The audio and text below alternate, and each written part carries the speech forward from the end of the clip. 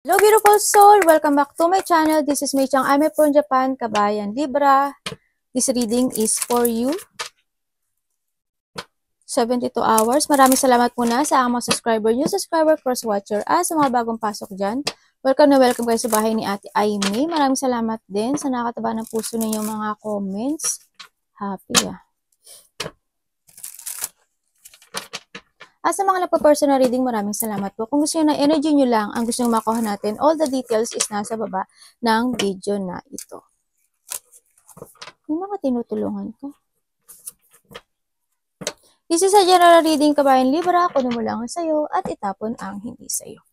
Maaring ito isa vice versa, maaring energy mo, energy ng person mo, o energy ng malapit sa puso mo. Maaring nangyayari, or mangyayari pa lang. Use your own intuition, lawakan natin ang ating isipan. Napakarami yung energy sa mundong ito, kaya hindi ito basta-basta magre-resonate sa inyo. Okay? Okay, the heart anchor. Okay. Magkakaroon ng mga, siguro may mga tumatakbo sa isip mo, ganyan, na isang mga question, no? Sa ngayon, is nakita ko dito is, may mga debate, conflict man yan, or hindi yung situation na magkakaroon ng isang situation na it's very hard para sa'yo. Either this is your work, mga decisions in life, maaaring physical activity, maaaring there's a pain, or meron tao na someone abuse kasi. No, sa nakita ko dito. Baka may mga hindi ka maintindihan na isipin mo is inaabuso ka, ganyan, or mga nasa paligid mo, ganyan, nakita ko dito. O kaya, when it comes to yourself, marami tumatakbo sa isip mo, di ba? No? Andito yung, iba dito is, yun nga, there's a shipment, or meron pa kayong ibang mga, yung iba siguro ito, you're still stuck sa isang bagay o ibang aspeto ng buhay mo. May nakita ko tong work, profession, or want ng stability, no? Ng pagbabago. May tao rin dito ako nakita na gusto ng mag-settling down, ganyan, no? So, nakita ko dito, maybe may mga romance, love, paghanga, ako nakita, maybe someone giving love sa'yo, or may tao na binibigyan mo yung pagmamahal mo, or tumutulong, ganyan. Or may attraction, no? So, nakita ko dito. Siguro minsan nandun yung gusto mo itong tao na to is yung maka-stable ko na, pang long lasting, ganyan. Pero minsan siguro meron pa rin na pumapasok sa isip mo na mga bagay-bagay, di ba? Sana walang nag-aaway, ano? So, nakita ko dito. There's a new beginning naman din ako nakikita sa iba. Movement. Yung iba dito is parang flexibility, ganyan. Nando kayo sa part na yon. It's time to change and move and free, no? Sa mga bagay. It's time to shift. May mga shipment naman ako nakita. Ako sa inyo, siguro, may mga parte ng buhay niyo na kailangan niyo i-work hard. Diba? Either to your profession, either to a love, diba? Either sa sarili. Ako nakita. Kung ano mga debate na yan, sana hindi malaki yung debate or conflict or pagtatalunan, no? Tingnan natin ang iyong energy. Sabihin, in the past, may nawala bang buhay in the past? Or someone's abandoned or you abandoned, no? Tingnan natin. Anong energy ni Libra? 72 hours special. Wow! Ang ganda, oh. O, diba? Yan ang energy mo. Ang ganda. Uy, the King of Coins. Alam mo, this November is you attracting wealth, abundance, and prosperity. Ang nakita ko dito. Yung good luck na maa-attract mo this November, yung swerte.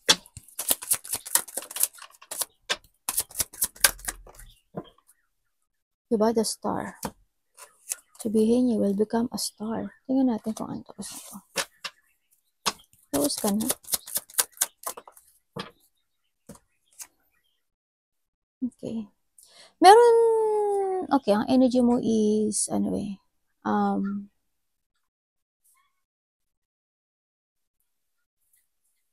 mo this November is you will drive. your destiny, no? This November, ikaw ang magmamaneho ng iyong will. Kumbaga, siguro nandito ka sa situation mo na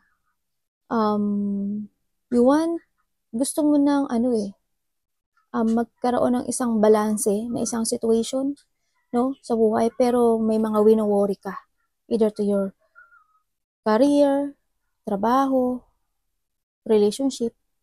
Kasi nakita ko to, you want to be stable forever, no, sa mga parte na yon, no. Handun naman din yung focus mo na magkaroon ng movement or a good destination to yourself. So nakita ko dito. Kaso may mga pag-aalala, either pag-aalala, takot, or konting problema ako nakikita dito, no.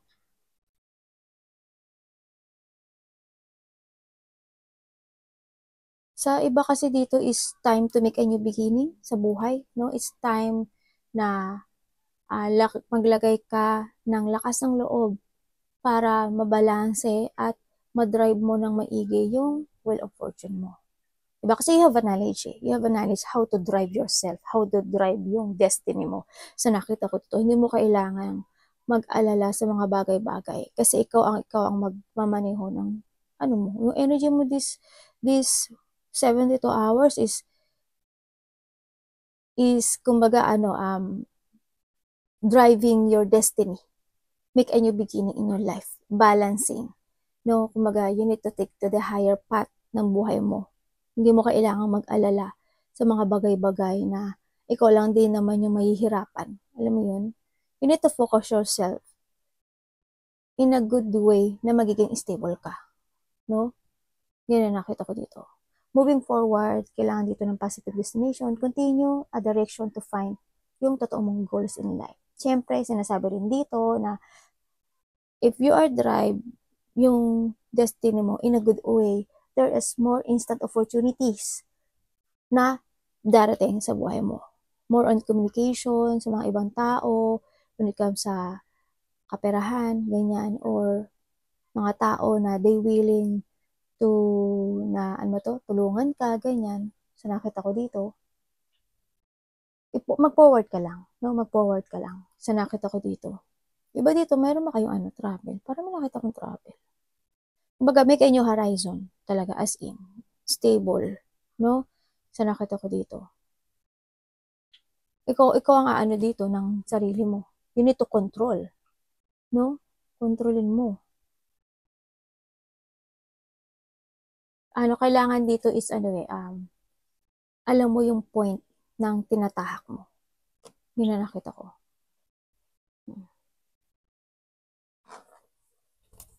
Trust your intuition din, ha? Create, basta balance to yourself, balance sa lahat, diba? Nakita ko dito. Tingnan natin ang paparating kay Libra. Ano ba parating kay Libra? Iba dito, breadwinner, ano? Medyo magulo isip mo, the world.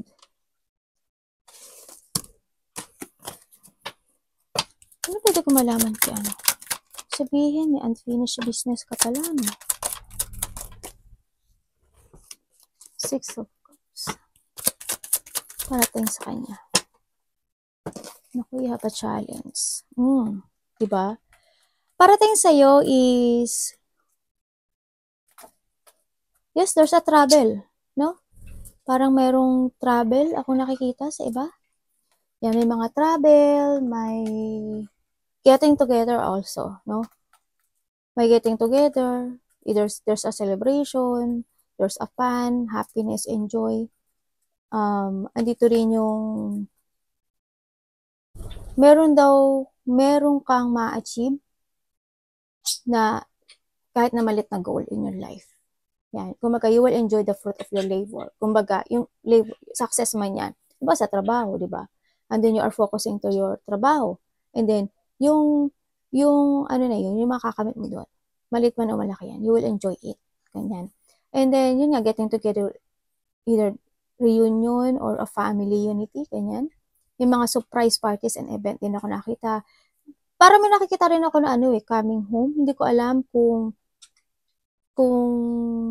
uuwi ka ng bansa mo or may parating galing probinsya man yan or ikaw ang pupunta sa hindi ka man traveling from overseas, baka pupunta ka sa ibang parte ng iyong ano ng place mo ganyan no sa nakita ko dito. And then may tao dito na maaring ikaw no maaring ikaw or there's a person or vice versa ako na nakikita na they thinking of you. May nag-iisip. May nag-iisip dito, hindi mo siya katabi. Iba dito, hindi mo siya katabi eh. Malayo siya. Maaring anak mo, maaring karelasyon mo, ganyan. Baka someone manifest na magkaroon kayo ng communication dito sa nakita ko dito, no? Yun na nakikita ko. Someone want a new beginning sa sarili mo. Ibig sabihin, magkakaroon ka ng challenge kasi maaring may bumalik. Maaring may bumalik. May communication ako. Parang nandun yung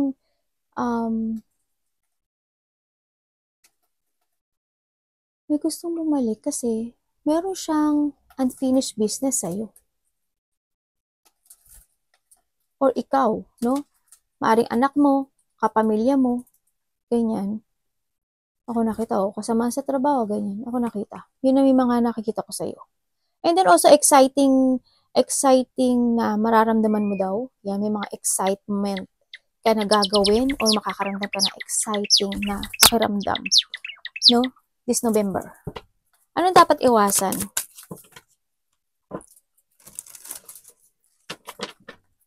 Anong dapat iwasan?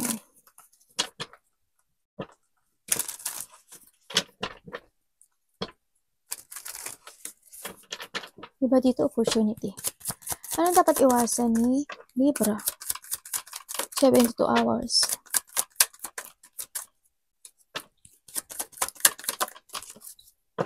Ayan o. Ano to? Feeling ko baliktad siya. Oh my God. The devil! Naloko na. Naku, ito na nga. Naku, patay tayo dyan. Bakit devil? Naku, lagot na.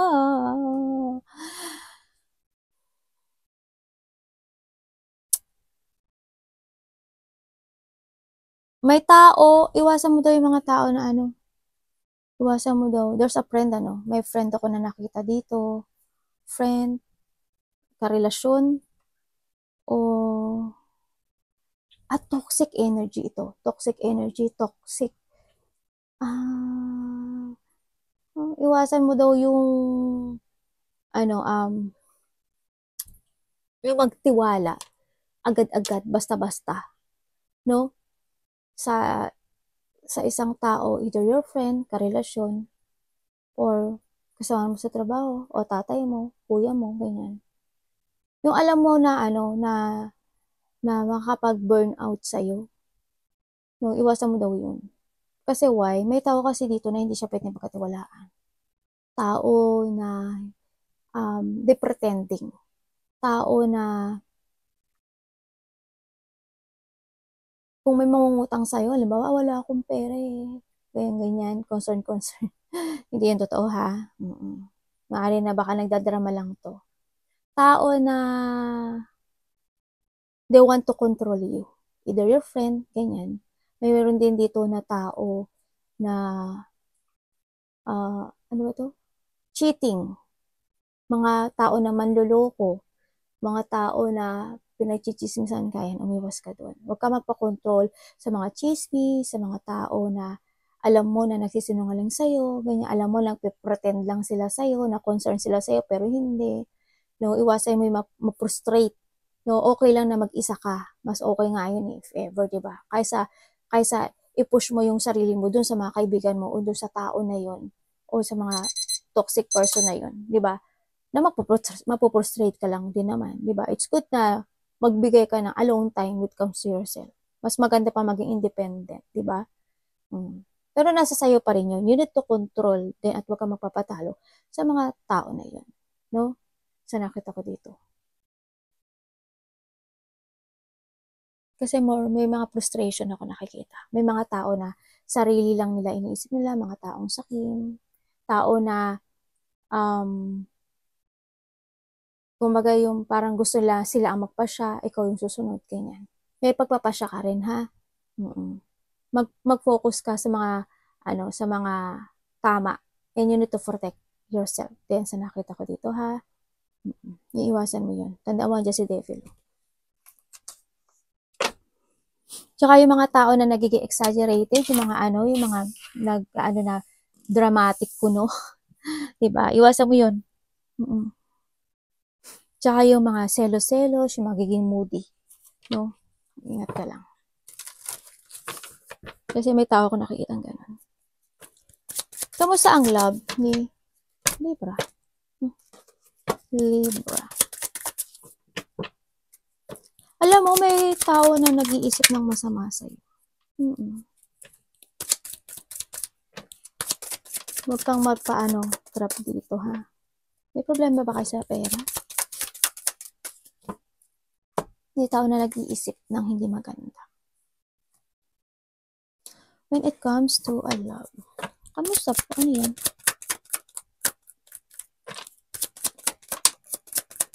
Thank you. Ari ko. My God, babalik. Okay, when it comes to a love,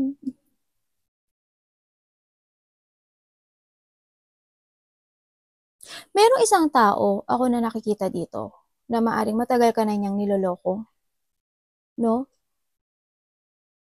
Tapos bigla ka niyang iniwan sa ere. Tapos biglang babalik. Naku po, patay na. Kasi someone dito na may nakita ko na tao na babalik. Kumbaga you have a challenge, no, when it comes to a love. Kasi merong maaring mag-sorry sa'yo, no, sa nakita ko dito. Pero, itong pagsosorry na to, if ever na may babalik, hindi siya seryoso, ha? Sa nakita ko dito. Hindi siya seryoso. Kaya nakita ko dito, when it comes to yourself, it's time to make a new horizon, develop yourself, acceptance, and take a risk, no? Ang nakita ko dito. Kumbaga, kailangan mo na talagang i-let go yung nakaraan. Di ba? Ang nakita ko dito. Hindi mo kailangang mag-suffer sa situation na malungkot ka. Kung ito is related sa iyong sa iyong friend, 'di ba? Kung sa trabaho man ito o sa karelasyon man ito, yun ang nakita ko. Wag kang magpatalo sa kanila na yung binabackstab ka lang nila, ganyan. 'Di ba? Sila kasi magiging challenge mo itong part na to, eh. 'Di ba? Much more love yourself talaga dito. Huwag kang masad. Kasi may tao dito na nasa sad. Ako nakikita. May tao na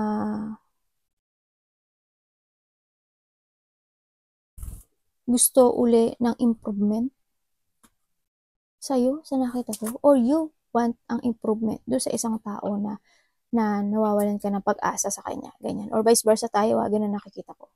When it comes to yourself, magkailangan mo ng improvement sa sarili mo. May mga dapat ka rin baguhin. May new horizon, no? Sa nakita ko dito. Hindi yung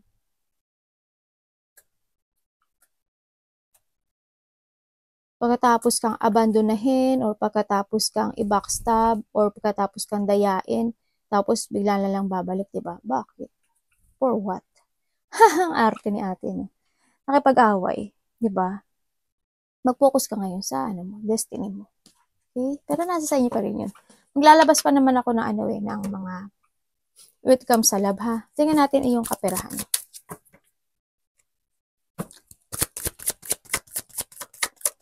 Kamusta?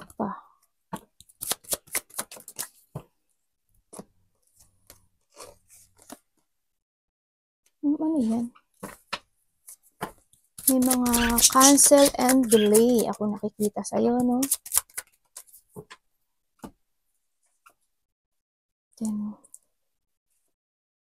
Yan. Naloko na. When it comes sa pera mo, hindi ko nakita maganda. When it comes sa pera mo, andito ka kasi sa sitwasyon mo na, alam mo yung kahit na pagod ka na, kahit na, kasi nakakaramdam ka ng takot. Yung minsan nalilito ka. Alam mo yun, alam mo yung kahit mahirap yung situation mo. As long as maibibigay mo yung happiness ng family mo, ng karelasyon mo, ng anak mo, ibibigay mo. Kahit minsan wala ka nga, ibibigay mo eh. Ganun ka, no? Kasi natatakot ka if ever na hindi mo maibigay yung gusto nila. Diba? Nakita ko, wag gano'n. When it comes to money, kapag, wag ka magbulag-bulagan. Magpakatotoo ka sa sarili mo. Siyempre, it's time to use your mind and intellect. Diba? Sinasabi dito rin na may kanya horizon. Ibahin mo yung nga yung mga decisions in life mo, ganyan. Kailangan ma-enlighten ka rin when it comes to money. Hindi yung ikaw lang yung nahihirapan. Binibigay mo nga yung lahat para sa kanila, pero ikaw naman nahihirapan, diba? Sabihin mo rin, kung you need to talk, diba? Huwag kang magbulag-bulagan sa mga Kung talagang wala ka. Kailangan din nilang mag-adjust, hindi yung ikaw lang yung give ng give. No? Hindi yung ikaw lang yung, nagsasuffer dito sa situation. Buti kang sumani, ganun eh. Ang nakikita ko sa'yo.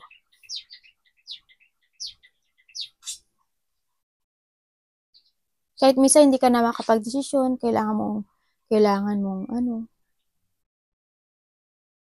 basta when it comes to money, magbigay ka sa sarili mo. Okay? Advice po kay Libra.